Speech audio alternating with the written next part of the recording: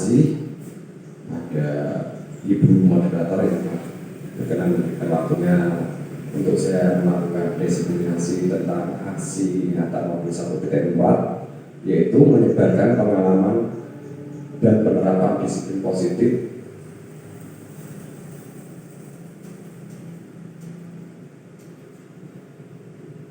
pertama Bapak Ibu SD Negeri 2 Suini.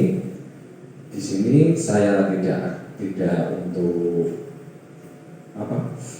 mengajari Bapak Ibu, tapi mari belajar bersama, berkolaborasi, saling mendukung demi mewujudkan disiplin positif di SD kita tercinta ini.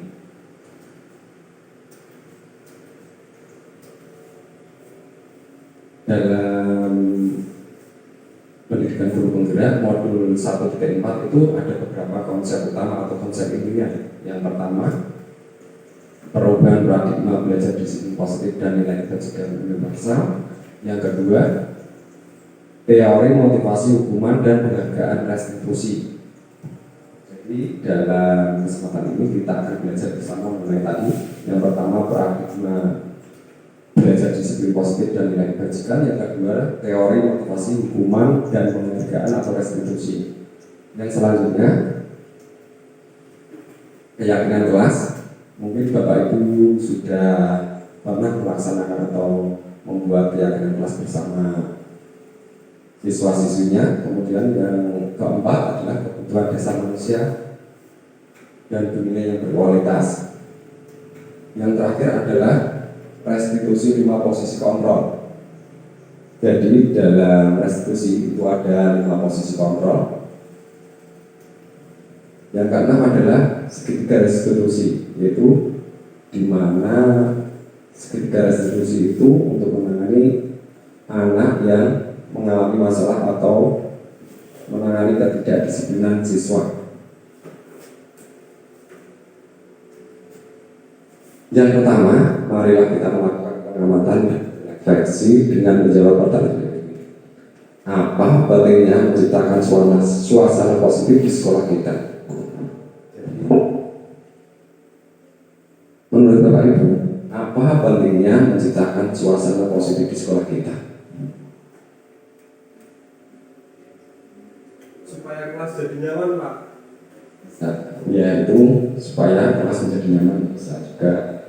Jadi pentingnya menciptakan suasana positif di sekolah kita, yaitu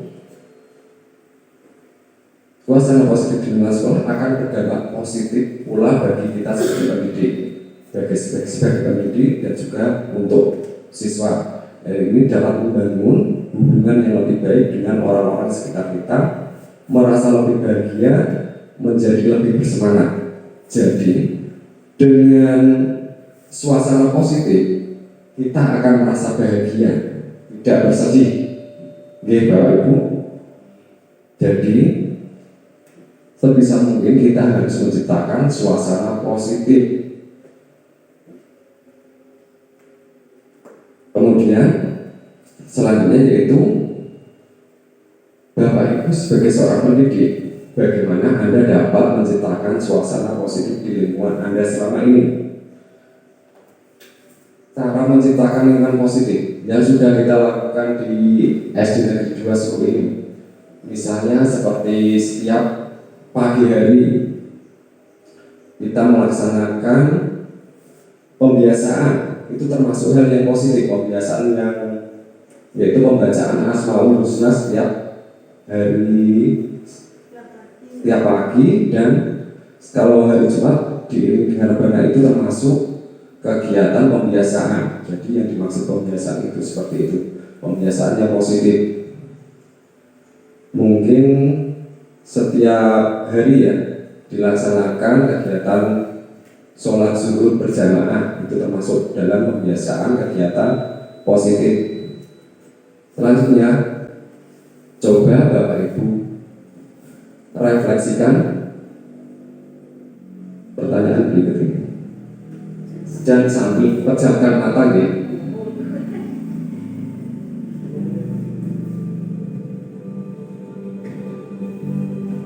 Pejamkan mata Bapak Ibu. Kemudian bayangkan sekolah impian Bapak Ibu. Bapak Ibu bayangkan, keinginan Bapak Ibu itu mempunyai sekolah yang bagaimana? Ingat kembali gambaran sekolah ideal yang Bapak Ibu tulis. Kemudian bagaimana suasana sekolah yang Bapak Ibu inginkan, bagaimana sikap gurunya, kemudian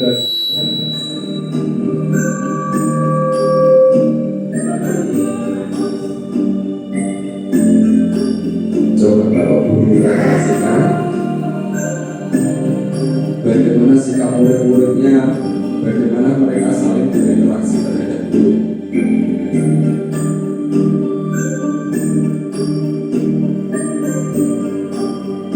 Refleksikan, pejamkan mata, kemudian bayangkan sekolah yang Bapak Ibu. Ingat kembali gambaran sekolah yang Bapak Ibu tulis. Bagaimana suasana sekolahnya, bagaimana sikap gurunya, bagaimana tutur kata guru, dan bagaimana guru sekolah pada murid, bagaimana sikap murid-muridnya dan mereka yang saling berinteraksi terhadap guru.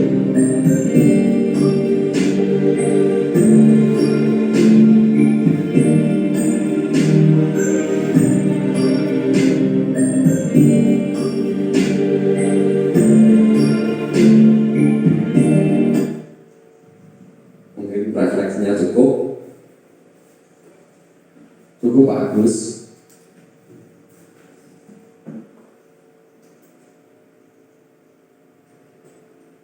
Jadi setelah kita melakukan refleksi, pasti kita mempunyai keinginan yang diharapkan, bagaimana sekolah yang kita harapkan, bagaimana gurunya, bagaimana muridnya, bagaimana murid-murid berinteraksi dengan guru.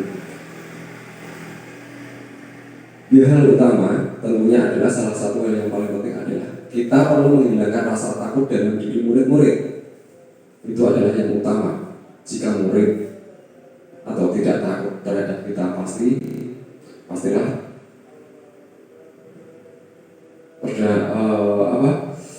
menjadi sekolah yang nyaman,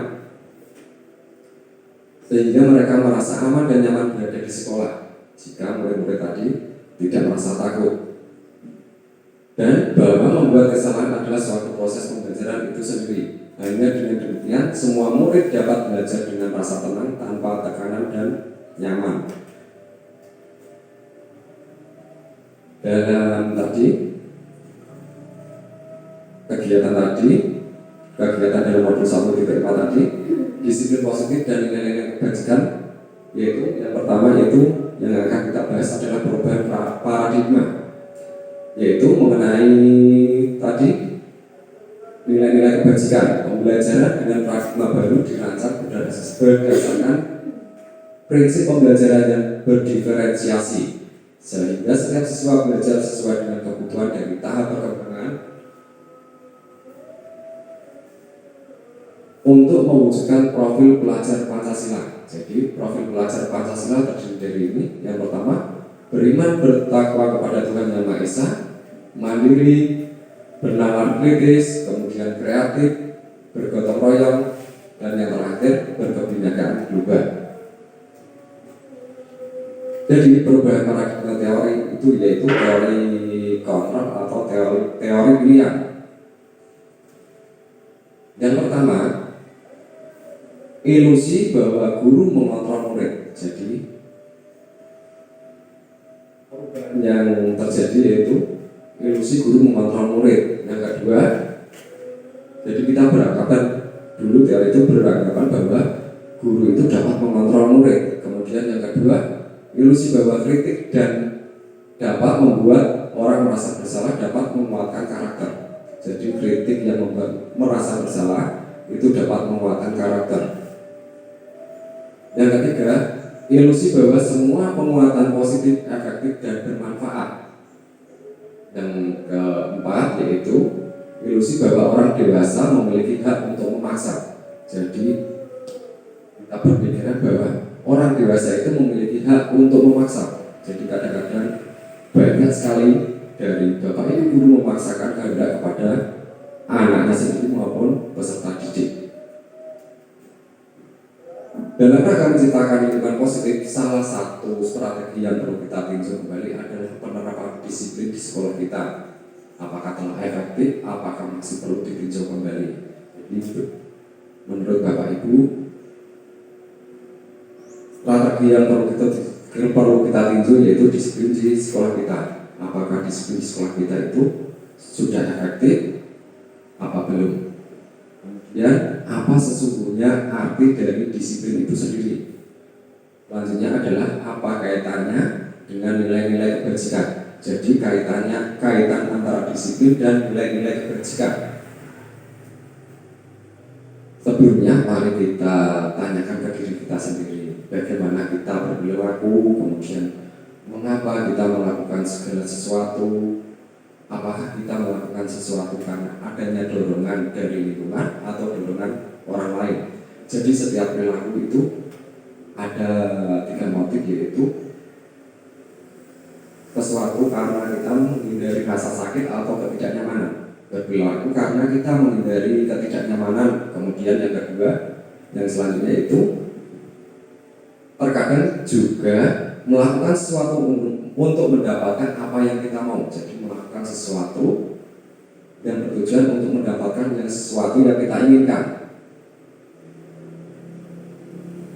Menurut Bapak Ibu, pernahkah Bapak Ibu melakukan sesuatu untuk mendapatkan senyuman atau pujian dari orang lain? Nah, Pasti pernah melakukan sesuatu karena ingin mendapatkan pujian atau senyuman dari orang lain, ataupun mendapatkan hadiah dari orang. Jadi banyak sekali alasan seseorang melakukan sesuatu.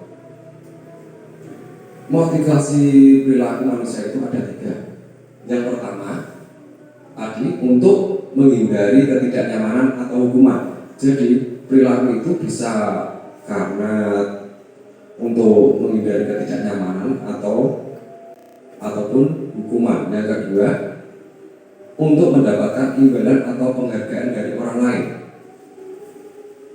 Yang ketiga, untuk menjadi orang yang mereka inginkan dan menghargai diri sendiri dengan nilai-nilai mereka sendiri. Jadi yang akan kita terapkan yaitu untuk menjadi orang yang mereka inginkan. Jadi menjadi orang yang mereka inginkan dan menghargai diri.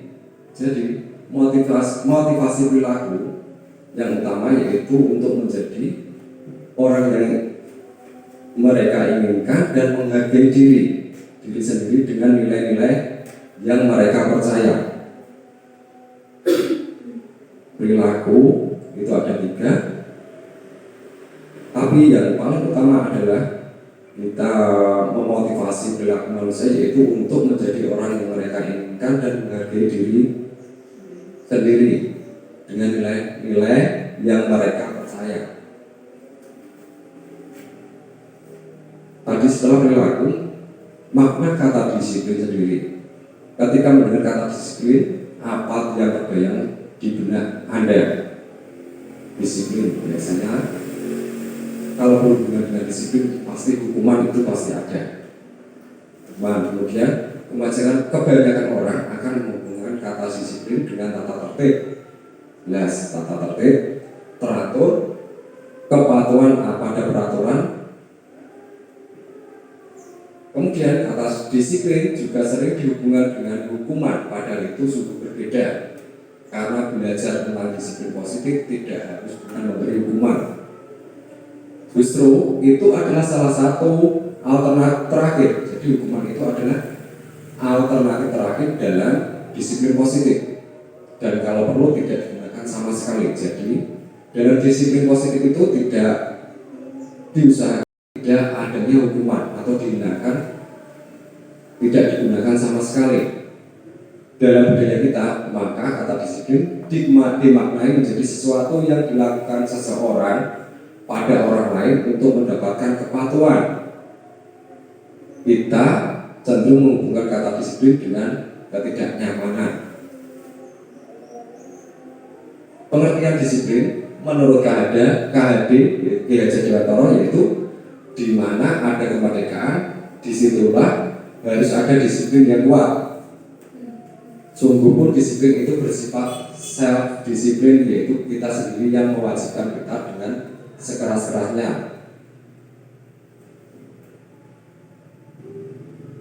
Itu disiplin menurut KHD. Kemudian disiplin menurut Dian Egerson, yaitu disiplin berasal dari bahasa Latin, yaitu disiplina, yang berarti artinya belajar. Kata disiplin juga berasal dari akar kata yang sama dengan disiplin atau murid pengikut atau pengikut.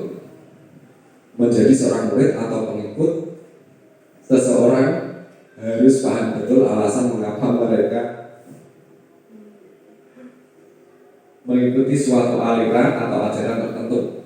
Jadi itu pengertian disiplin menurut KHD dan Dian Egerson. Selanjutnya yang berkaitan dengan disiplin yaitu nilai-nilai kebajikan. Nilai kebajikan yaitu menurut Ki Hajar Dewantara dan maupun Dian Egerson, yaitu disiplin sebagai bentuk kontrol diri. Jadi disiplin itu adalah bentuk kontrol diri, yaitu belajar untuk kontrol diri agar dapat mencapai suatu tujuan mulia. Tujuan mulia di sini mengacu pada nilai-nilai atau prinsip-prinsip mulia yang dianut seseorang.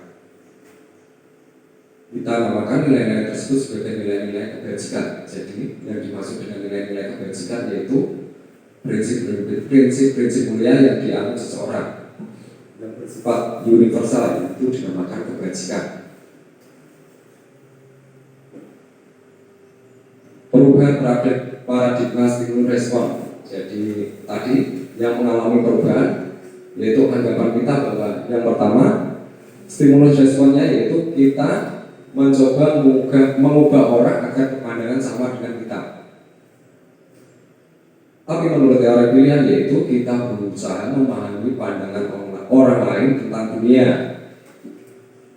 Kemudian yang kedua yaitu perilaku buruk dilihat sebagai suatu kesalahan. Jadi kita menganggap bahwa perilaku buruk itu adalah suatu kesalahan. Tapi semua perilaku itu memiliki tujuan. Baik perilaku buruk maupun baik itu pasti mempunyai tujuan dari orang yang melakukan. Yang ketiga, orang lain bisa mengontrol saya. Jadi pikiran bahwa orang lain itu bisa mengontrol saya, mengontrol itu tidak benar. Sebenarnya adalah hanya Anda yang bisa mengontrol diri Anda. Kemudian selanjutnya adalah pemaksaan ada pada saat rujukan gagal. Jadi kolaborasi dan konsensus menciptakan pilihan-pilihan baru. Jadi setelah kita mempelajari mengenai tadi disiplin positif dan perubahan paradigma mengenai teori kontrol, kemudian kita mempelajari tentang teori kontrol, kemudian kita mempelajari yaitu semua perilaku memiliki tujuan. Tadi tujuannya adalah yang pertama teori motivasi yaitu untuk menghindari hukuman. Jadi orang berdisiplin itu untuk menghindari hukuman. Yang kedua untuk mendapatkan imbalan. Yang ketiga untuk menghargai diri sendiri. Untuk menghargai diri sendiri itu yaitu berdasarkan nilai-nilai kebajikan universal tadi. Kemudian model berpikir menang-menang yaitu pola pikir kita dulu ada menang ada kalah. Kita harus berubah pola pikir menjadi seperti contoh tadi. Kemudian kolaborasi dan konsensus menciptakan pilihan-pilihan baru. Yang selanjutnya adalah 5 posisi kontrol dan segitiga restitusi. Coba Bapak Ibu amati. Menurut Bapak Ibu, tindakan guru itu yang pertama mencatat 100 kali di dalam buku kalimat saya tidak akan terlambat lagi karena terlambat ke sekolah. Itu merupakan hukuman atau konsekuensi? Hukuman. Kemudian yang kedua, lari mengelilingi lapangan basket 2 kali karena terlambat hadir di sekolah. Hukuman. Hukuman itu merupakan hukuman. Kemudian murid diminta untuk push up 15 kali karena tidak menggunakan masker ke sekolah.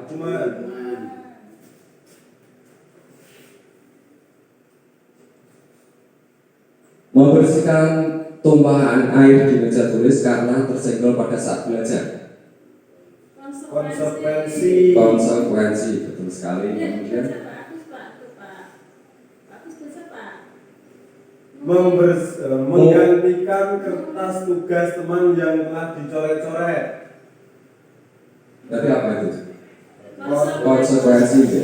Kemudian membersihkan tumpahan air di meja tulis karena tersenggol pada saat belajar tadi adalah konsekuensi. Kemudian murid disuruh untuk tidak menggunakan sepatu seharian di sekolah karena tidak mengenakan sepatu hitam. Itu adalah murid disuruh untuk tidak menggunakan sepatu seharian, ya, berarti merupakan hukuman.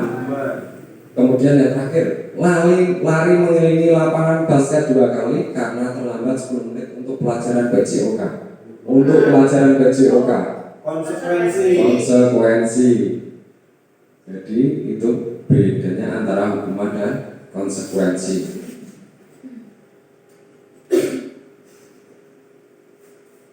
Jadi perbedaan antara hukuman dan konsekuensi, yang pertama, kalau hukuman itu sesuatu yang menyakitkan harus terjadi, kalau konsekuensi sesuatu harus terjadi.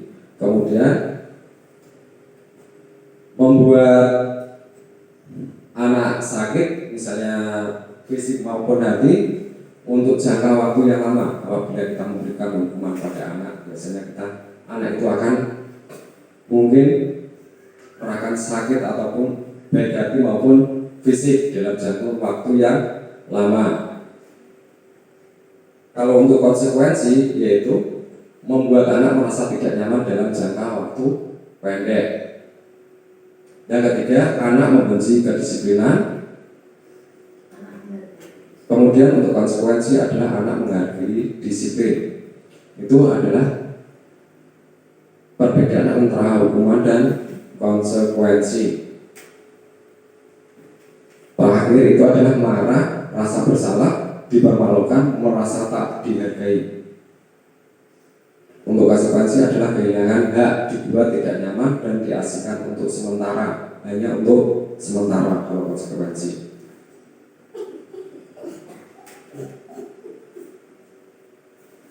sekarang adalah disiplin positif dan nilai-nilai kebajikan, yaitu perubahan paradigmanya, yaitu mengenai pembelajaran dengan paradigma baru dirancang berdasarkan prinsip pembelajaran berdiferensiasi, sehingga setiap siswa belajar sesuai dengan kebutuhan dari tahap perkembangannya untuk memutuskan profil pelajar Pancasila.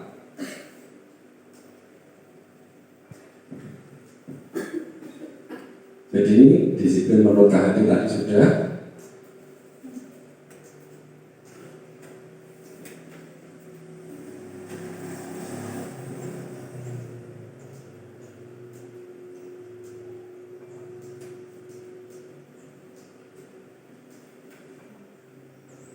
Kita akan melanjutkan apa itu restitusi. Menurut Bapak Ibu, restitusi itu apa?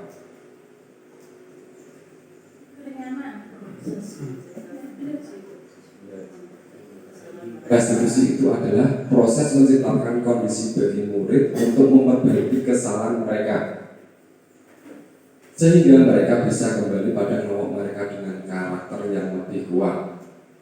Itu merupakan pengertian dari restitusi. Kemudian untuk restitusi membantu murid menjadi lebih memiliki tujuan disiplin positif dan memulihkan dirinya setelah berbuat salah. Penekannya bukan pada bagian berperilaku untuk menyenangkan orang lain atau menghindari ketidaknyamanan, namun tujuannya adalah menjadi orang yang menghargai nilai-nilai kebajikan yang mereka percayai. Jadi tadi motivasi yang ketiga tadi. Selanjutnya, sebagai seorang guru, ketika murid Anda melakukan kesalahan, tindakan apa yang Anda lakukan? Sebagai seorang guru, apabila murid kita melakukan kesalahan, tindakan apa yang akan kita lakukan? Yang pertama yaitu menunjukkan kesalahannya dan memintanya melihat kesalahannya baik-baik. Jadi tidak langsung memarahi atau bagaimana, tapi kita menunjukkan kesalahannya dan meminta melihat kesalahannya yang baik-baik. Kemudian selanjutnya mengatakan kamu seharusnya tahu bagaimana kamu seharusnya bertindak. Mengingatkan murid Anda akan kesalahannya yang sama di waktu sebelumnya.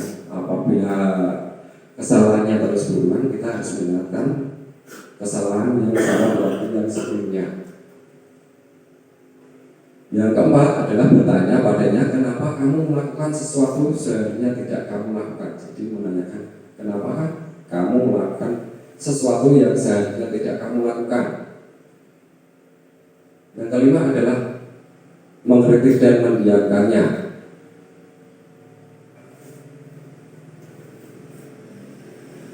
Jadi ada 9 ciri-ciri restitusi. Yang pertama yaitu bukan untuk menebus kesalahan, namun untuk belajar dari kesalahan. Yang kedua, memperbaiki hubungan atau tawaran bukan paksaan. Yang keempat, restitusi menuntut untuk melihat ke dalam diri. Kelima, restitusi mencari kebutuhan dasar yang mendasari tindakan. Keenam, restitusi diri adalah cara yang paling baik. Selanjutnya kita akan membahas mengenai keyakinan kelas. Bapak Ibu tentu sudah membuat keyakinan kelas untuk kelas masing-masing. Kita akan mengulas kembali mengenai keyakinan kelas. Yang pertama, mengapa kita tidak peraturan saja, mengapa harus keyakinan kelas? Yaitu karena itu yang pertama, mengapa kita memiliki peraturan harus menggunakan helm bila mengendarai kendaraan roda 2. Misalnya ada, mengapa kok kita memiliki peraturan harus menggunakan helm bisa bila mengendarai kendaraan roda 2? Kenapa kok harus memakai helm? Supaya aman, Pak. Salah satu yang faktor utamanya itu biar kita aman dalam berkendara. Kemudian yang kedua, mengapa kita memiliki peraturan 3M, yaitu menggunakan masker, mencuci tangan, dan menjaga jarak 1,5 meter pada saat COVID ya.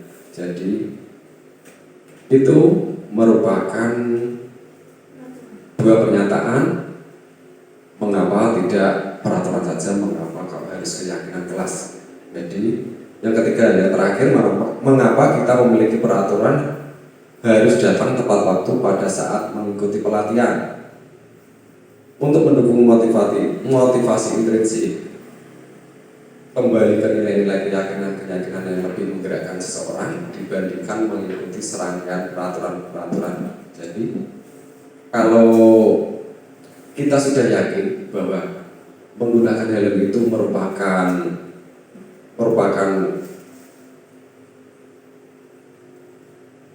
keamanan, kita tidak akan melupakannya. Maksudnya begini, jika kita yakin bahwa kita harus memakai helm kalau berkendara, itu walaupun dimanapun pasti kalau kita mengendarai sepeda motor akan menggunakan helm. Kemudian kita memiliki peraturan 3M pada waktu COVID-19. Kita dianjurkan untuk selalu memakai masker, mencuci tangan, dan menjaga jarak. Dengan keyakinan bahwa kita harus memakai masker itu kita tidak akan tertular, dengan mencuci tangan dan menjaga jarak itu, karena kita yakin tadi itu tidak menjadi paksaan bagi kita. Walaupun dimanapun kita akan memakai masker. Jadi itu merupakan keyakinan. Selanjutnya, jadi dari peraturan kelas, misalnya tidak boleh terlambat, itu menjadi keyakinan kelas, kemudian menyebar ke lingkungan yang positif dan menjadi budaya positif tadi.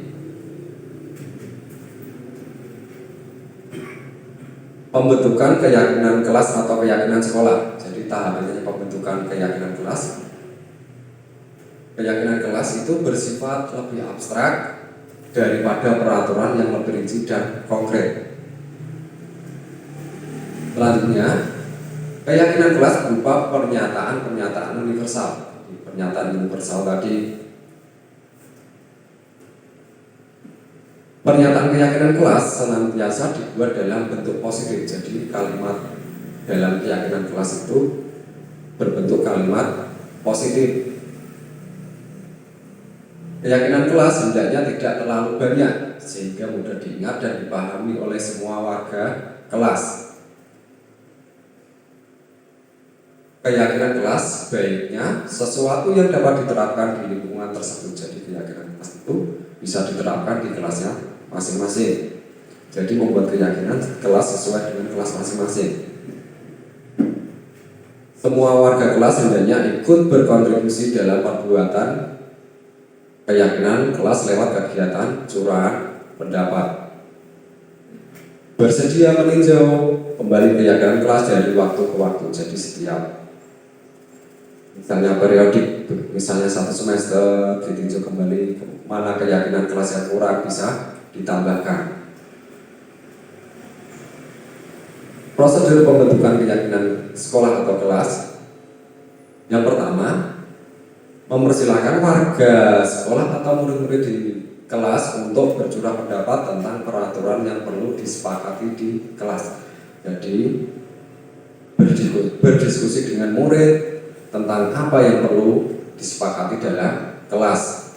Yang kedua, mencatat semua masukan-masukan para murid. Misalnya kita menyiapkan selebar kertas, kemudian meminta siswa untuk memberi catatan atau masukan-masukan guna menentukan keyakinan kelas tadi. Kemudian ditempelkan ke papan tulis atau kertas yang sudah disiapkan. Kemudian dari curahan pendapat dari siswa, kemudian susunlah keyakinan kelas sesuai prosedur pembentukan keyakinan kelas. Gantilah kalimat-kalimat dalam bentuk negatif menjadi kalimat positif. Contohnya misalnya, jangan berlari di kelas atau koridor. Juga menjadi kalimat positif, yaitu berjalanlah di kelas atau koridor. Misalnya, tidak boleh membuang sampah sembarangan, berarti buanglah sampah di tempat sampah. Misalnya seperti itu perubahan kalimat. Jadi pada intinya keyakinan kelas itu berbentuk kalimat positif. Yang keempat, tinjauan kembali dalam curahan pendapat yang sudah dicatat tadi. Kelima, tinjau ulang keyakinan sekolah kelas secara bersama-sama. Setelah sepakat kita membentuk keyakinan kelas, misalnya ada 6 keyakinan kelas, ditinjau ulang oleh semua warga kelas tadi, baik murid maupun guru. Yang keenam, setelah selesai dibuat, maka semua warga kelas dipersilahkan meninjau ulang dan menyetujuinya dengan cara menandatangani keyakinan kelas tersebut, termasuk guru dan semua warga sekolah, warga kelas maksudnya murid ya. Itu jadi setelah sepakat kita membuat keyakinan kelas, itu ditandatangani oleh semua murid dan guru. Jadi antara murid dan guru itu sepakat peraturan apa yang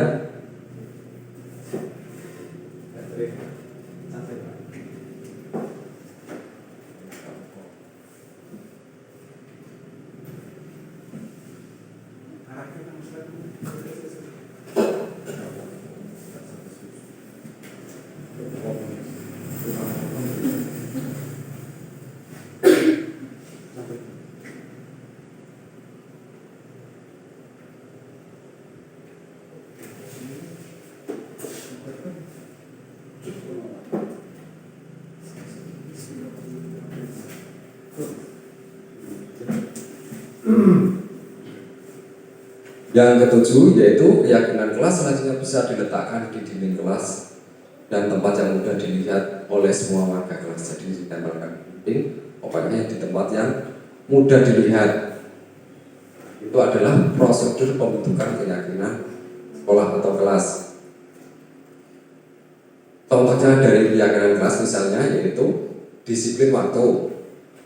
Jadi siswa mengenai peraturan keyakinan kelas tadi yaitu disiplin waktu, kemudian berkomitmen terhadap tugas. Misalnya ada masukan dari siswa selalu mengerjakan PR, berarti berhubungan dengan berkomitmen terhadap tugas.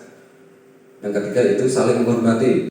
Misalnya pada waktu pembelajaran siswa tidak boleh berbicara sendiri. Dari itu masuk dalam saling menghormati antara siswa dengan guru maupun siswa dengan siswa sendiri. Dan selanjutnya adalah mengenai kebutuhan dasar manusia. Ketika seorang murid melakukan sesuatu perbuatan yang bertentangan dengan nilai-nilai kebajikan atau melanggar peraturan, hal itu sebenarnya dikarenakan mereka gagal memenuhi kebutuhan dasar mereka. Untuk lebih jelasnya, mari kita lihat satu persatu kalimat kebutuhan dasar ini.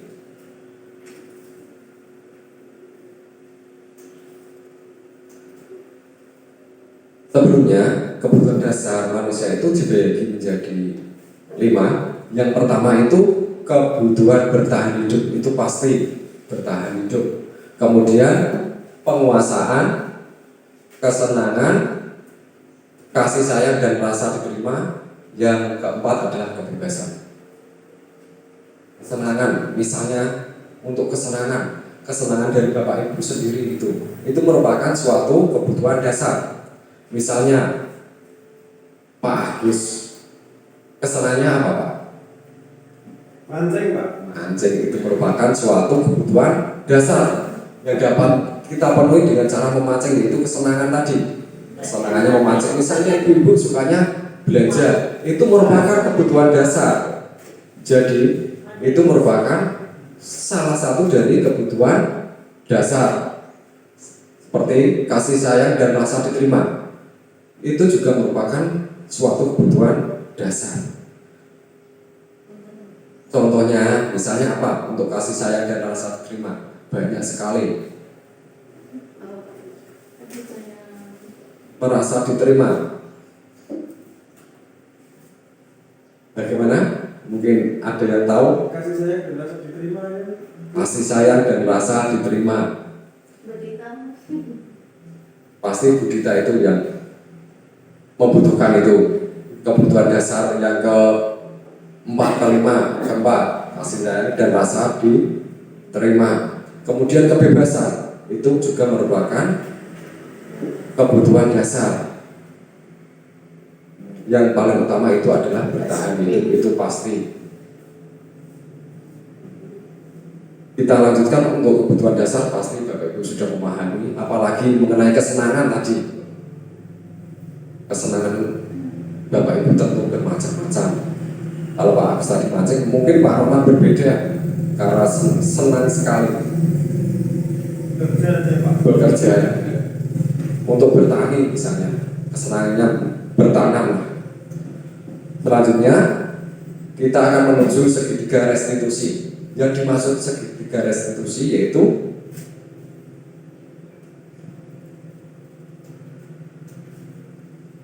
yang pertama, langkah-langkahnya yaitu yang pertama, validasi tindakan yang salah. Jadi apabila ada anak yang melanggar disiplin, kita harus memvalidasi tindakan dari anak tersebut.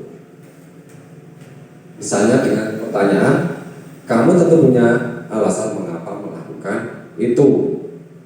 Adakah cara yang lebih efektif untuk mendapatkan apa yang kamu butuhkan? Yang kedua, langkah yang kedua yaitu menstabilkan identitas. Setiap orang pasti pernah melakukan kesalahan. Misalnya seperti kalimatnya seperti itu ya. Kamu bukan satu-satunya yang pernah melakukan ini. Itu merupakan cara untuk menstabilkan identitas. Yang terakhir, yang ketiga adalah menanyakan keyakinan, mengingatkan kembali nilai-nilai apa yang telah kita sepakati atau mengenai kesepakatan kelas. Kemudian mungkin kamu ingin menjadi orang yang seperti apa, itu merupakan contoh pertanyaan dari menanyakan keyakinan. Kemudian kita bahas satu persatu mengenai menstabilkan identitas. Yang pertama itu menstabilkan identitas, yaitu mengubah identitas anak dari orang yang gagal karena melakukan kesalahan menjadi orang yang sukses. Tampilkan identitas. Jadi misalnya ada anak yang terlambat, kita panggil sendiri ke ruangan. Tadi kita tanya, mengapa kok hari ini datang terlambat, alasnya apa, mengapa, seperti itu. Itu adalah salah satu cara menstabilkan identitas. Kemudian berdasarkan prinsip membuat kesalahan adalah bagian dari proses pembelajaran. Jadi mengajarkan bahwa anak walaupun salah itu merupakan bagian dari suatu proses pembelajaran. Contoh pertanyaan pada tahap identifikasi yaitu misalnya berbuat salah itu tidak apa-apa asalkan tidak diulangi kembali. Yang kedua, tidak ada manusia yang sempurna. Ketiga, saya juga pernah melakukan kesalahan seperti itu dan seterusnya. Itu merupakan contoh pertanyaan pada tahap identifikasi. Yang kedua, validasi tindakan yang salah. Jadi kita harus memvalidasi tindakan yang salah, yaitu berdasarkan prinsip perilaku berupaya memenuhi suatu kebutuhan tertentu. Yang kedua, guru akan bergeser dari pemikiran stimulus respon menjadi proaktif. Yang ketiga, mengenali dan mengakui kebutuhan murid akan memperbaiki hubungan dengan murid. Itu merupakan validasi yang salah. Untuk pertanyaan pada tahapan validasi tindakan yang salah, contohnya, apa yang kita percaya sebagai kelas atau keluarga? Apa nilai-nilai umum yang kita telah sepakati? Itu merupakan contoh dari tahapan validasi tindakan yang salah. Kemudian untuk yang terakhir, menanyakan keyakinan. Murid akan diberikan pertanyaan-pertanyaan bermakna untuk memunculkan motivasi secara intrinsik. Jadi motivasi dari dirinya sendiri, bukan dari tekanan dari luar. Jadi muncul karena motivasi dari dirinya sendiri untuk merubah perilakunya tadi. Yang kedua, mampu mengaitkan keyakinannya dengan tindakan yang salah. Contoh pertanyaannya, misalnya, padahal kamu bisa melakukan yang lebih buruk dari ini ya. Yang selanjutnya, contohnya, kamu boleh mempertahankan sikap itu, tapi kamu harus menambahkan sikap yang baru. Itu adalah pertanyaan pada tahap menanyakan keyakinan. Jadi segitiga restitusi itu ada tiga tahapan, yaitu tadi memvalidasi tindakan,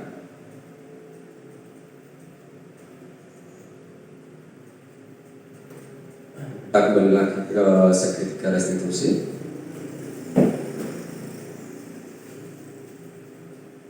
Itu yang pertama adalah validasi tindakan yang salah, kemudian menstabilkan identitas.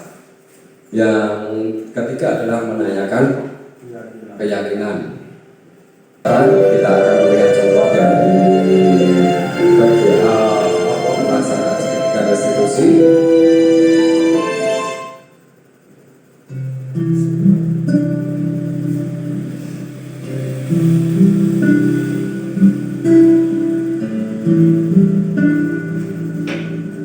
Tiga tahapan restitusi yaitu menstabilkan identitas, validasi tindakan, dan itu contoh dari. Untuk suaranya kurang jelas karena kemarin kesalahan teknik di mikrofon.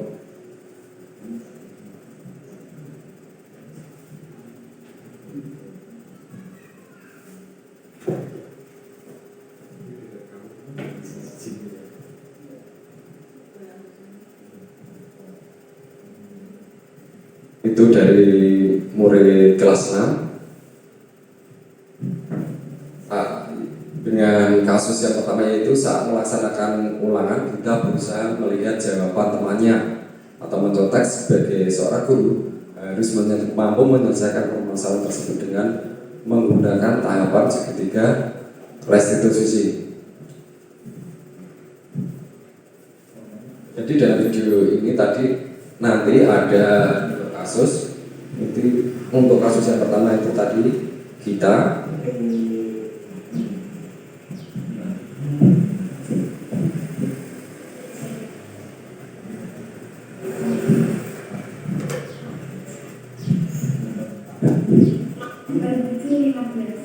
untuk kasus yang kedua yaitu Canin adalah siswa yang sering terlambat datang ke sekolah.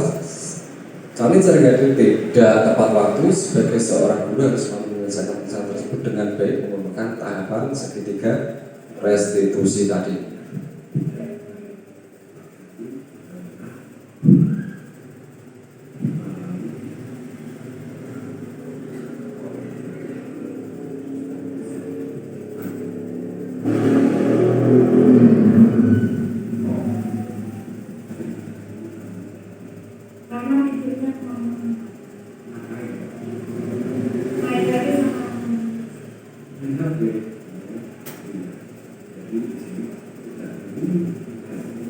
Untuk suaranya kurang keras.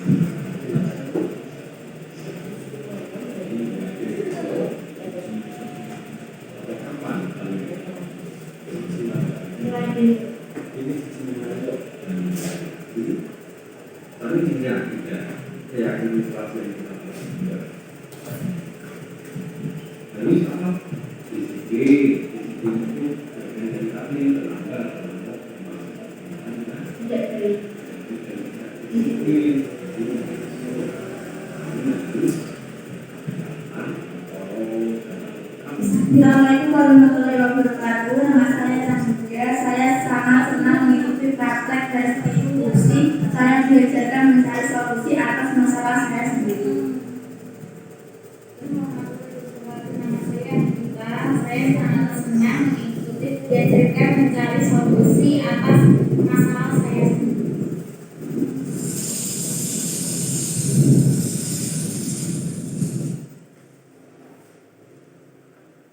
Ini merupakan contoh dari kegiatan pelaksanaan restitusi dengan 2 kasus. Yang pertama dengan seorang anak yang bernama Gita yang tadi apa ya kita nyontek pada waktu ulangan. Kemudian yang kedua Canin yang datang terlambat. Jadi itu merupakan tadi contoh tahapan restitusi. Yang selanjutnya kita akan membahas tentang 5 posisi kontrol.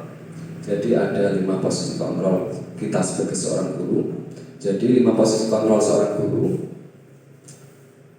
itu yang pertama bisa sebagai kontrol penghukum. Yang kedua kontrol pembuat rasa bersalah. Yang ketiga sebagai teman. Yang keempat pemantau. Yang kelima adalah manajer. Jadi kontrol yang pertama itu sebagai penghukum. Kita akan bahas satu per satu mengenai posisi kontrol tadi. Yang pertama adalah penghukum. Seorang penghukum biasa menggunakan hukuman fisik maupun verbal. Guru-guru yang menerapkan posisi penghukum akan berkata biasanya, patuhi aturan saya atau awas dengan nada keras, biasanya nada tinggi.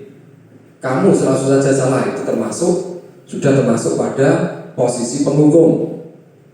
Selalu yang terakhir selesai. Misalnya ada anak yang tidak mengerjakan PR, kita misalnya bilang patuhi aturan saya atau awas, itu termasuk kepada kategori posisi penghukum. Kemudian pembuat merasa bersalah, biasanya itu menggunakan nada lembut, biasa sering digunakan itu ibu-ibu. Jadi ketika kita sebagai kontrol pembuat merasa bersalah, suaranya pasti akan lembut. Pembuat merasa bersalah akan menggunakan keheningan yang membuat orang lain merasa tidak nyaman, bersalah, atau rendah diri. Kata-kata yang keluar dengan lembut akan seperti, ibu sangat kecewa sekali dengan kamu. Berapa kali Bapak harus memberitahu kamu ya. Itu misalnya contoh dari kalimat-kalimat dari kontrol pembuat merasa bersalah. Gimana coba kalau orang tua kamu tahu kamu berbuat begini? Di posisi ini, murid akan memiliki penilaian diri yang buruk tentang diri mereka. Murid merasa tidak berharga dan telah mengecewakan orang yang disayangi. Itu adalah contoh dari kontrol pembuat merasa bersalah. Yang selanjutnya, pembuat merasa bersalah, misalnya pada kasus ini yaitu Andi yang terlambat hadir di sekolah. Pembuat merasa bersalah dengan nada suara memelas, halus, sedih, bahasa tubuh merapat pada anak atau lesu. Adi, kamu ini bagaimana ya? Kamu sudah berjanji dengan ibu tidak akan terlambat lagi. Kenapa? Kamu kenapa? Ya, senang sekali mengecewakan ibu. Ibu benar-benar kecewa sekali. Itu adalah kata-kata yang biasa sering diucapkan pada sistem posisi kontrol pembuat merasa bersalah. Hasilnya, murid akan merasa bersalah telah mengecewakan ibu atau bapak gurunya. Kemudian murid akan merasa menjadi orang yang gagal dan tidak sanggup membahagiakan orang lain karena tadi dengan kata-kata tadi. Kadang-kala sikap seperti ini lebih berbahaya dari sikap penghukum, karena emosi akan tertanam rapat di dalam murid menahan perasaan, tidak seperti murid dengan guru penghukum, di mana murid bisa melupakan amarahnya walaupun dengan cara negatif. Murid tertekan seperti inilah yang tiba-tiba bisa meletus amarahnya dan bisa menyakiti dirinya sendiri atau orang lain. Sebetulnya daripada kontrol penghukum, jadi kontrol pembuat merasa bersalah itu lebih tidak baik. Yang selanjutnya adalah sebagai teman. Biasanya cenderung digunakan pada guru-guru kelas bawah, misalnya kelas 1 atau kelas 2. Itu adalah kontrol sebagai teman. Guru pada posisi ini tidak akan menyakiti murid, namun akan tetap berupaya mengontrol murid melalui persuasi. Posisi teman pada guru bisa negatif ataupun positif. Positif di sini berupa hubungan baik yang terjalin antara guru dan murid. Jadi kalau sebagai kontrol teman itu seolah-olah murid itu menganggap bahwa gurunya itu adalah temannya sendiri. Guru di posisi teman menggunakan hubungan baik dan humor untuk mempengaruhi seseorang. Mereka akan berkata, misalnya contohnya adalah, ayo bantulah demi Bapak ya, ayo ingat tidak bantuan Bapak selama ini. Kemudian contohnya yang lain adalah, ya sudah kali ini tidak apa-apa, nanti ibu bantu bereskan. Hal negatif dari posisi teman adalah bila suatu saat guru tersebut tidak membantu, maka murid akan kecewa dan berkata, saya pikir Bapak Ibu adalah teman saya. Jadi murid-murid itu beranggapan bahwa Bapak Ibu adalah teman karena berada di posisi kontrol teman tadi. Hal lain memungkinkan timbul adalah murid hanya akan bertindak untuk guru tertentu. Jadi misalnya kelas 1, apabila gurunya sering menggunakan posisi teman, kontrol teman, itu biasanya apabila disuruh guru yang lain tidak akan melanggapi, tidak akan patuh dengan guru yang lain, karena murid akan tergantung pada guru kelasnya masing-masing tadi. Guru misalnya contohnya tadi itu adalah guru kelas 1. Selanjutnya yaitu ini contohnya. Kemudian yang terakhir, yang keempat adalah pemantau. Posisi pemantau berdasarkan pada peraturan-peraturan dan konsekuensi. Jadi pemantau itu berdasarkan atas peraturan-peraturan atau konsekuensi yang ada di sekolah. Dengan menggunakan sanksi konsekuensi kita dapat memisahkan hubungan pribadi kita dengan murid. Sebagai seorang yang menjalankan posisi pemantau, pertanyaan yang diajukan seorang pemantau misalnya, peraturannya apa? Apa yang telah kamu lakukan? Atau mungkin sanksi atau konsekuensinya apa? Seorang pemantau akan sangat mengandalkan perhitungan atau catatan data yang digunakan sebagai bukti atas perilaku seseorang. Posisi ini akan menggunakan stiker slip catatan daftar cek. Posisi pemantau sendiri berawal dari teori stimulus respon yang menunjukkan tanggung jawab guru dan mengontrol murid. Yang terakhir adalah kontrol sebagai manajer.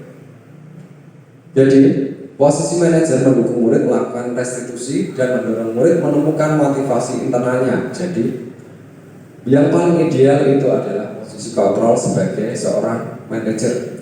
Jadi di sekolahan misalnya kita posisi yang paling ideal itu adalah manajer, tapi apabila kita kesulitan melaksanakan posisi sebagai manajer, kita bisa menggunakan posisi pemantau. Diusahakan tidak menggunakan posisi yang lain, yaitu kita harus menggunakan posisi sebagai kontrol sebagai seorang pemantau dan seorang manajer. Sekarang Bapak Ibu coba disimak, ada sebuah video mengenai pemahaman kita, agar pemahaman kita tentang posisi kontrol lebih jelas.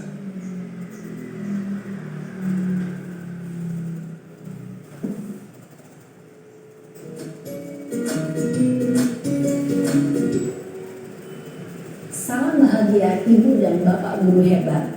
Dalam penerapan disiplin positif restitusi, salah satu program yang dikembangkan adalah 5 posisi kontrol.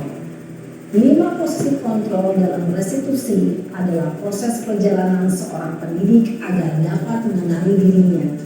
Pada video kali ini, kita akan membahas tentang 5 posisi kontrol yang dikembangkan oleh Diane Gosset dan contoh penerapannya.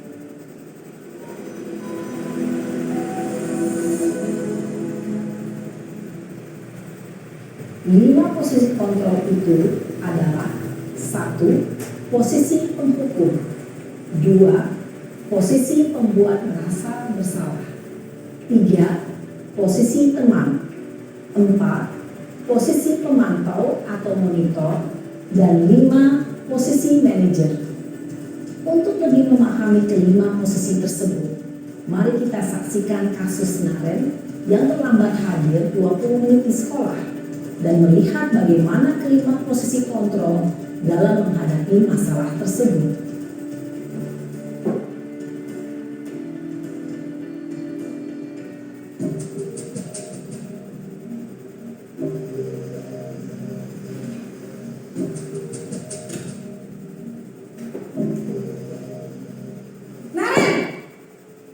Itu adalah sebagai seorang posisi kontrol sebagai penghukum. Selalu terlambat. Kamu deh pasti terlambat. Maaf Bu, saya Apa? Apa coba?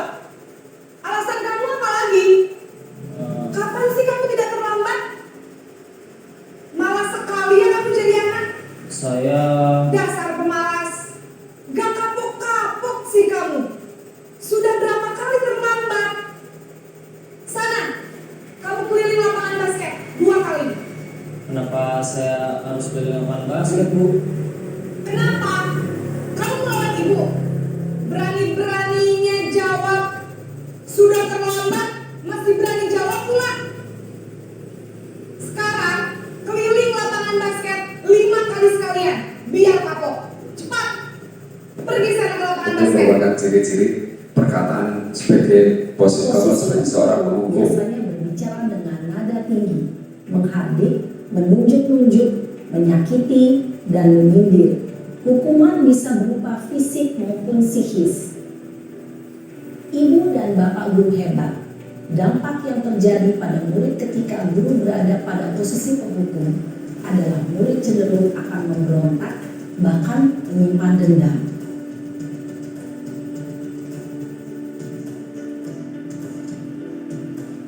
Itu adalah posisi pembuat merasa bersalah.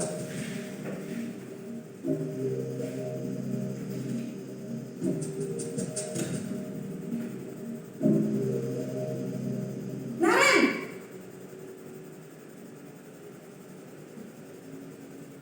Selamat pagi Bu. Naren, kamu kenapa terlambat lagi, nak? Ya Tuhan, Naren, kamu senang ya bikin ibu susah ya? Kalau kamu terlambat lagi, nanti ibu yang ditegur bapak kepala sekolah, nak. Disangka ibu tidak bisa membina kamu. Duh, gimana ini? Maaf Bu. Duh, Gusti Naren, kamu suka ya kalau ibu ditegur bapak kepala sekolah? Terus, sekarang ibu harus tulis apa ini di buku absen? Ini kamu sudah sering terlambat loh. Ibu harus apa coba? Maaf Bu. Maaf sekali. Ya sudah, lain kali jangan bikin ibu susah lagi ya nak ya. Ibu tidak akan kuat lagi kalau kamu begini terus. Bisa jantungan kalau ibu tegur bapak kepala sekolah. Sana cepat ke kelas. Maaf ya Bu. Maaf sekali. Posisi pembuat rasa bersalah berbicara dengan nada tenang, cenderung lembut. Namun kata-kata yang diutarakan membuat murid merasa menjadi orang yang gagal, memandang buruk dirinya sendiri, merasa tidak berharga, dan tidak sanggup membahagiakan orang lain. Ketika guru mengambil posisi pembuat rasa bersalah, murid akan menganggap dirinya yang bersalah dan ia akan menyimpan emosi negatif tersebut di dalam dirinya.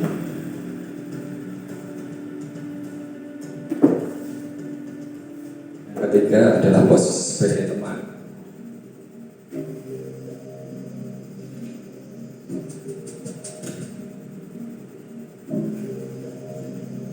Naren,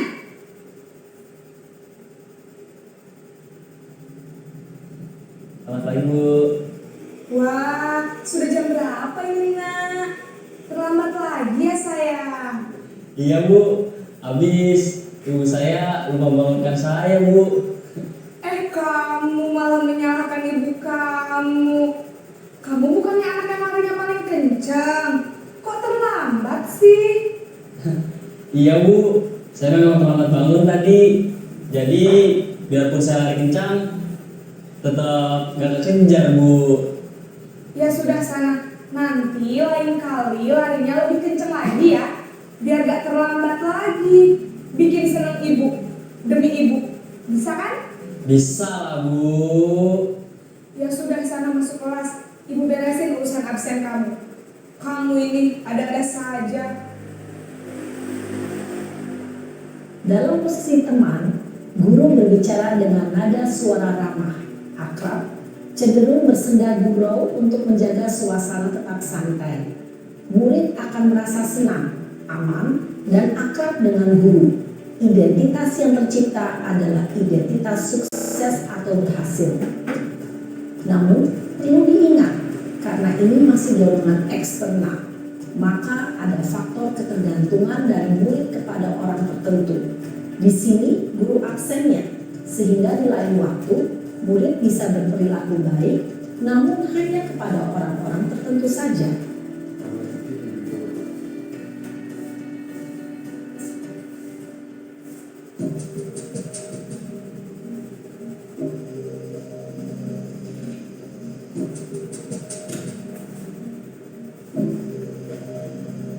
Naren!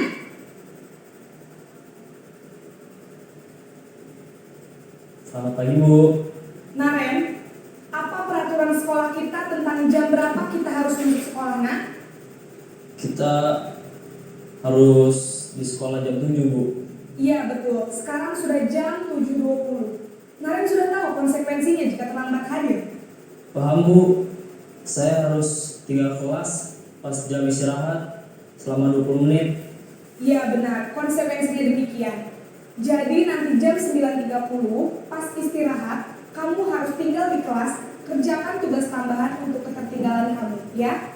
Baik, Bu. Posisi pemantau mengandalkan penghitungan atau data untuk mengontrol murid. Guru mengarahkan murid berdasarkan peraturan dan konsekuensi. Seorang pemantau menunjukkan bahasa tubuh dan ekspresi wajah yang datar dan cenderung formal.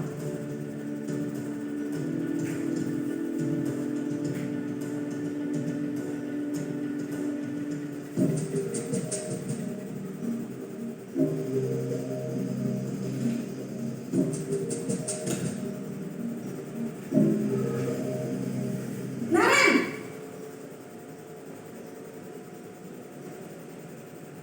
Selamat pagi, Bu. Selamat pagi Naren. Maaf, Bu. Saya terlambat. Iya, sekolah masuknya jam 7, sekarang sudah jam 7.20. Jadi sekarang bagaimana nih Naren? Maaf, Bu. Saya lupa setel alarm saya semalam. Baiklah, menurut kamu, keyakinan sekolah yang mana yang perlu kamu tingkatkan?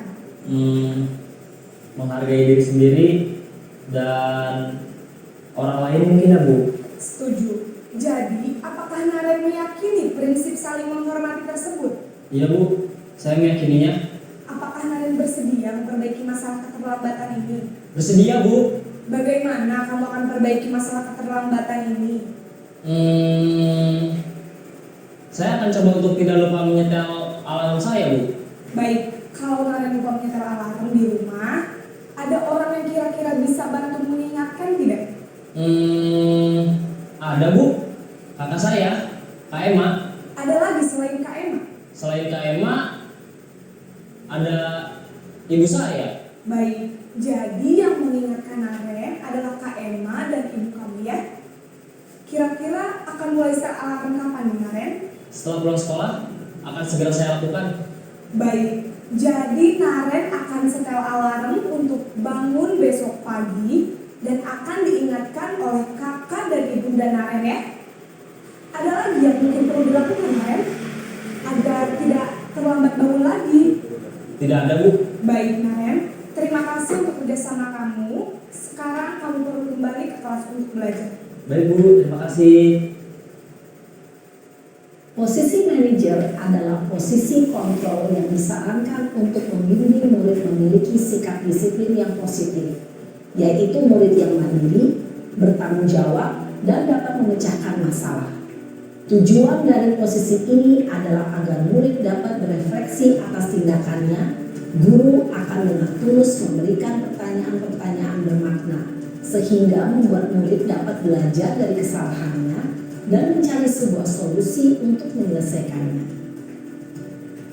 Ibu dan bapak guru hebat, setelah mengamati adegan kelima posisi kontrol tadi, kira-kira posisi mana yang paling ideal? Posisi mana yang dapat menunjang motivasi intrinsik murid? Ya, tentu posisi manajer. Posisi ini memang posisi ideal yang ingin dituju setiap pendidik. Pada posisi inilah, guru dapat menerapkan disiplin positif yang berpihak pada murid, yang memerdekakan murid. Perjalanan seorang pendidik tentunya tidak mudah untuk sampai pada posisi seorang manajer. Namun, tujuan kita pasti, yaitu menciptakan murid-murid yang mandiri, merdeka, dan bertanggung jawab. Semoga penggambaran 5 posisi kontrol yang telah diperlihatkan ini dapat menjadi ajang refleksi bagi kita semua agar dapat terus mengasah dan menerapkan disiplin positif yang memerdekakan murid. Mari terus berlatih dan bersemangat. Selamat menerapkan. Salam dan bahagia Ibu dan Bapak Guru hebat.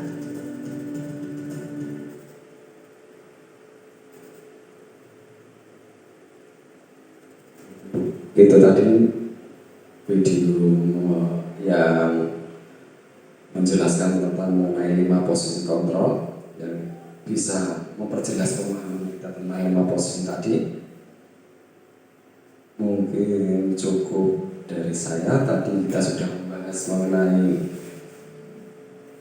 konsep utama dari modul budaya positif, yaitu perubahan paradigma belajar disiplin positif dan nilai kebajikan universal.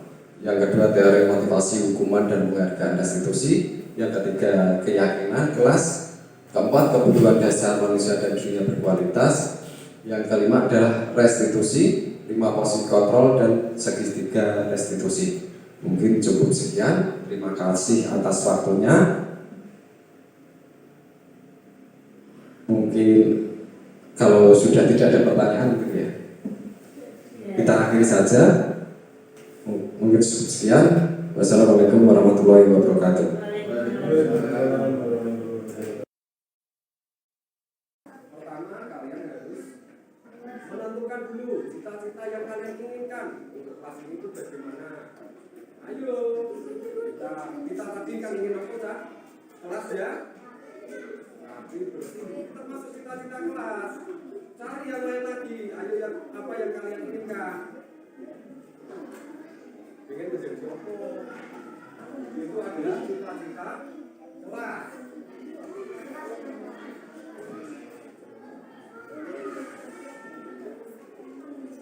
Satu boleh satu kelompok, satu nggak apa-apa. Kalian yang cita-cita yang kalian inginkan di kelas ini itu apa? Satu nggak apa-apa. Sudah?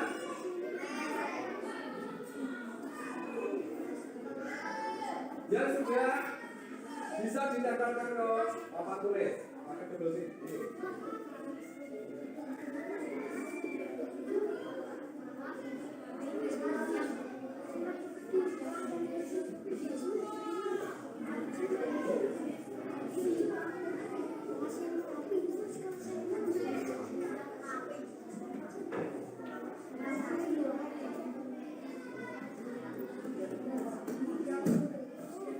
Kelas yang bagaimana yang kalian inginkan?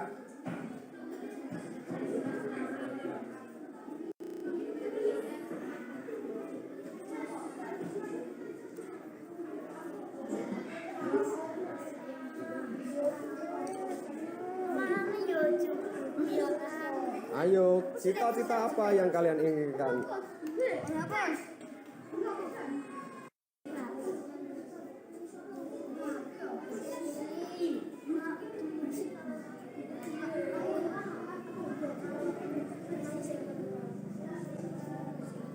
Cita-cita apa yang kalian inginkan di kelas ini? Apa itu?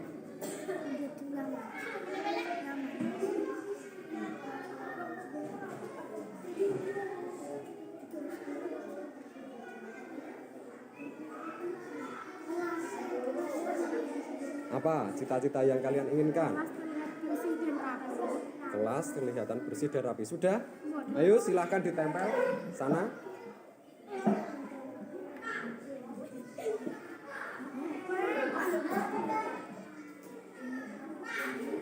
Situ.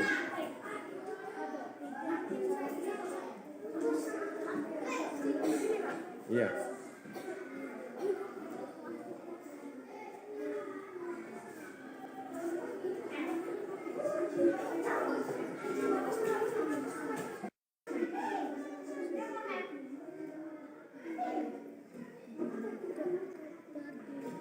Cita-cita apa yang kalian inginkan di kelas ini? Kami ingin kelas ini tidak ada pertengkaran. Ya, ditulis.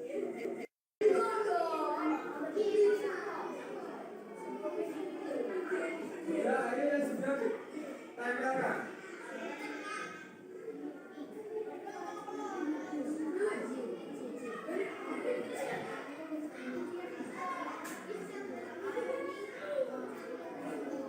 Yang sudah ditempelkan.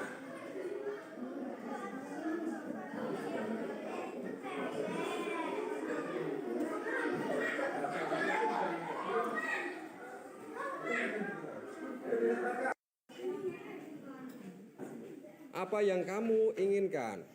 Yang kamu cita-citakan dalam kelas ini? Apa itu, dibaca coba? kelas yang rapi dan menjadi murid teladan. Apa cita-cita dari kelompok kamu? Apa? Dibaca coba. Menjadi siswa berprestasi. Baca cita-cita Menjadi siswa yang berprestasi. menjadi siswa yang apa? Coba dibaca dulu. Kelas yang rapi dan menjadi murid teladan.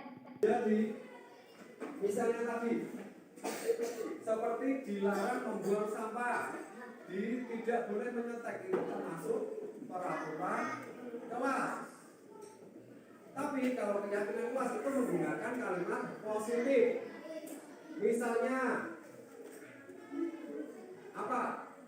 Tidak boleh membuang sampah, berarti buanglah sampah di tempat sampah. Itu yang dinamakan pernyataan kelas. Kalian harus sepakat, kesepakatan satu kelas, dan harus yakin bisa melaksanakannya. Bisa tidak melaksanakannya?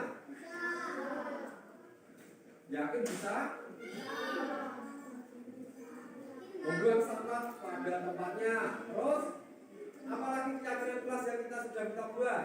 Kerja bakti saat hari Jumat. Kerja bakti berarti tadi ada piket tadi ya, bertanggung jawab melaksanakan piket kelas. Dua. Terus tadi ada kata yang tidak boleh berisik, tidak berisik tadi. Kemudian belajar dengan giat, kita ubah menjadi apa? Kak? Kita ubah menjadi apa? Bersikap tenang saat pelajaran. Bisa? Bersikap tenang itu berarti memperhatikan, juga belajar dengan rajin. Berarti bersikap tenang saat pelajaran berlangsung. Tadi apa lagi? Yang pertama tadi apa? Kamu tidak boleh bertengkar ya, Cak? Berarti tidak boleh bertengkar. Kesepakatan kita yang benar apa, Cak? Kalau tidak bertengkar itu berarti hidup rukun. Dalam satu kelas ini tidak boleh bertengkar. Berarti harus hidup rukun. Nanti harus mengerti kalau kesepakatan kita hidup rukun tadi. Terus menjaga kebersihan kelas. Apalagi? Apa nih kesepakatan ini? Ayo. Yang kamu inginkan apa? Apa meneh? Ayo. Apa meneh? Kesepakatan bersama ya. Kesepakatan bersama yang bisa dilaksanakan. Yang kamu laksanakan tanpa adanya paksaan. Datang dari dirinya sendiri. Misalnya tadi dari kelompok tadi sudah menentukan cita-cita kelas. Dari cita-cita kelas tadi diturunkan menjadi yang namanya apa tadi? Keyakinan kelas. Ini misalnya membuang sampah pada tempatnya. Kemudian yang namanya menjaga kebersihan sekolah. Sama itu kan? Kemudian yang ini mengikuti pekerjaan bergotong royong. Oh, mengikuti kerja bakti ya saya. Bergotong royong. Terus bekerja bakti setiap hari Jumat. Mengikuti peraturan sekolah. Kemudian ini siapa tadi ini? Dia mendapat ilmu. Bergotong royong sama membuang sampah pada tempatnya, itu juga untuk mencapai cita-cita yaitu sekelas yang bersih dan rapi tadi. Yang ini bertanggung jawab tentang apa tadi? Piket, ya. Belajar dengan giat, menaati guru, itu termasuk untuk mencapai cita-cita yang tadi yang mana, Cak? Berprestasi tadi ya. Kemudian tidak berisik, menyapu sesuai dengan jadwal piketnya, belajar Kemudian tertib membersihkan kelas dengan cara menyapu, bergotong royong membersihkan lingkungan sekolah, mengepel lantai jika ada yang sudah mengepel lantai, membuang sampah pada tempatnya, menjaga lingkungan sekolah, melaksanakan piket kelas. Itu semua adalah yang dinamakan apa tadi? Keyakinan kelas. Jadi kalian sepakat. Yang kalian sepakat itu apa? Dari kelas ini tadi tidak ada semua, kebanyakan kalian itu menjawab yang tadi sama ya, menjaga kebersihan sekolah. Berarti seperti membuang sampah pada tempatnya, itu termasuk keyakinan kelas. Sudah tahu belum yang dimaksud keyakinan kelas? Apa yang kamu inginkan untuk mencapai sekolah yang bersih itu misalnya? Tadi caranya bagaimana? Bertanggung jawab dalam melaksanakan piket, itu termasuk keyakinan kelas. Menjaga kebersihan kelas.